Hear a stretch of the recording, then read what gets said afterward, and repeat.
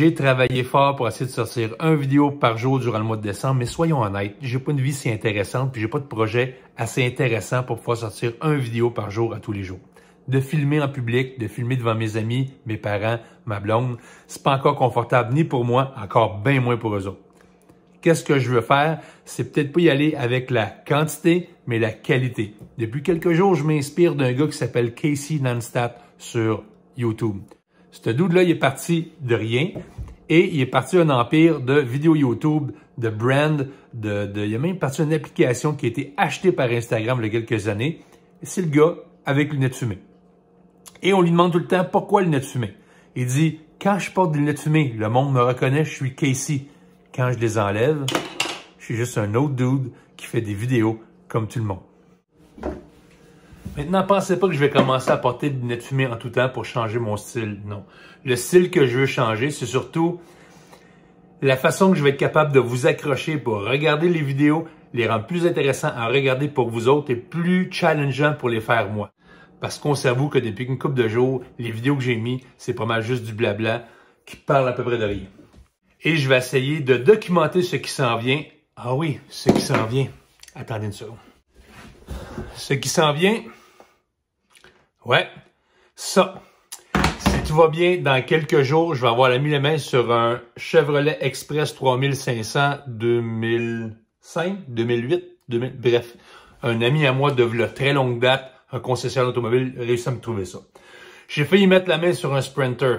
Il était intéressant. Mais il était au-dessus de mes moyens et honnêtement, je suis pas sûr que j'étais prêt à investir et à monter un véhicule aussi gros que ça, si vite. Là, qu'est-ce que je vais faire avec lui? C'est probablement m'amuser à en monter un petit qui est viable, confortable, original, intéressant pour moi de le monter, pour vous de me regarder le monter, puis voir après ça, voir si j'ai une passion aussi grande que la cuisine et qui sait, peut-être un jour, vous en monter un aussi. Là, je dis ça de même, je me pars pas une business, là. Je me rappelle quand j'ai fait l'ambulance, j'ai tripé à faire l'ambulance. J'ai sacré, mais j'ai beaucoup appris. Je sais un petit peu plus que ce que je veux, un petit peu plus que ce que je veux pas. Là, pour l'instant, je vais m'amuser et voir qu'est-ce que je peux faire avec un Chevrolet Express allongé. Je pense que c'est un beau défi. Tout ça aussi, j'aimerais ça le documenter avec la GoPro. Pourquoi? Parce que souvent, quand je filme là, avec mon téléphone, je peux pas me servir du téléphone. Alors, si j'ai des appels, si j'ai des trucs à filmer, si j'ai besoin de magasiner, je peux pas faire ça live pour vous, pour le présenter. Bel exemple, aussitôt que la banque... la banque. Parlons-en de la banque. La semaine dernière, j'ai vendu l'ambulance à un couple super gentil qui m'ont fait une traite bancaire. Une traite bancaire. Je connais rien au niveau de la banque, puis des caisses populaires, puis de l'argent, des trucs comme ça.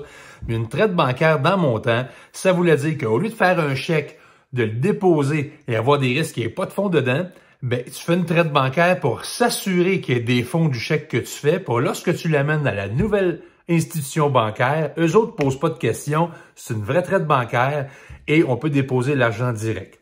J'arrive à ma banque, on me dit « Oh, Luc, on va devoir vérifier auprès de la banque émettrice si la traite bancaire est bel et bien une vraie traite bancaire pour pouvoir que tu puisses avoir ton argent le plus vite possible. » Ça fait 5 jours.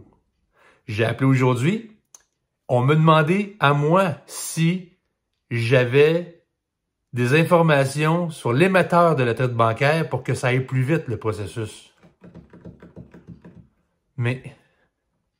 Ah oui, puis c'est rien ça. Si jamais je vais à ma banque, il y a des risques que je suis même pas capable de retirer l'argent comptant de l'argent que j'ai dans mon compte de banque parce que c'est un trop gros montant.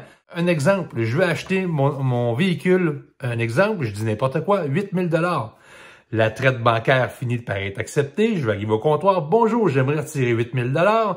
Il y a des chances. On me dit, je ne sais pas si c'est vrai parce que j'ai une excellente institution bancaire. Les gens pour qui je travaille là sont exceptionnels, super gentils, super courtois et ils font tout pour nous aider le mieux possible. Mais ça a l'air que c'est tellement rare de l'argent comptant qu'il faut avertir d'avance, on veut retirer de l'argent comptant. On peut peut-être même pas retirer l'argent qui nous appartient. Est-ce que ça veut dire qu'on commence à investir sur des pots maçons puis creuser des trous dans le cours pour pouvoir serrer notre argent dedans? C'est à se poser la question. Ceci dit, on revient à notre programme principal. C'est comme ça que j'aimerais faire des cours vidéo pour vous, des vlogs, des 5 minutes, des 10 minutes, des 15 minutes, pour parler du projet du Chevrolet qui s'en vient, pour parler du magasinage des assurances, pour parler des banques, des affaires qui me plaisent, des affaires qui me plaisent pas, pour faire du unboxing, pour parler de cuisine. Beaucoup de choses à faire dans les prochains jours. 2022 sera l'année que je veux investir beaucoup sur les réseaux sociaux, autant en français qu'en anglais. J'espère que vous allez me suivre. Merci d'être là. Abonnez-vous et on se revoit sur la route.